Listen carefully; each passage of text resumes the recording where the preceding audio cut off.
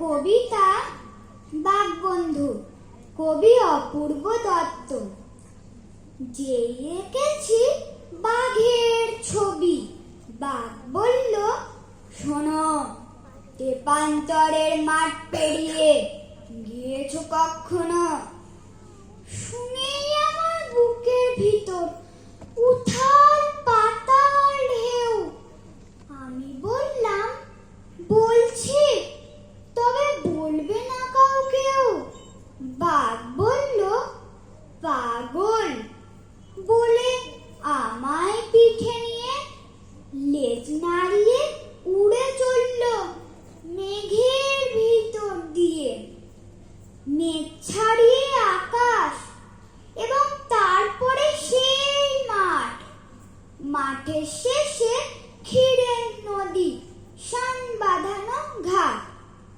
বাঘ বলল, ওই ওখানে মায়া কমল গাছে রাক্ষস এবং রাক্ষসীরা মুখ লুকিয়ে আছে।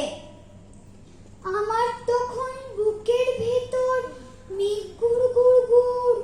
বাঘ বলল, চিনতে পারো, এইটা চিনপুর, এখানেই তো রাজকন্যা দুধকুমারীর বাড়ি। দেখতে যাবে? যেতেই হবে, নইলে কিন্তু আড়ি।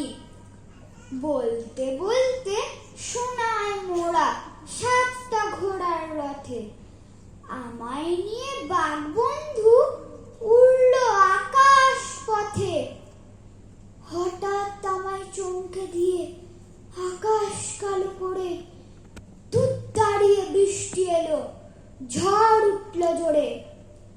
বুকের মধ্যে জাপটে ধরে আকার খাতাখানা।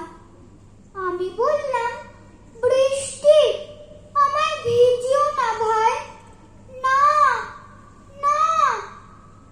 আচমকা এক শব্দ হতেই শিউরে উঠে শুনি মা বলছে, ফের ভিজেছ, গান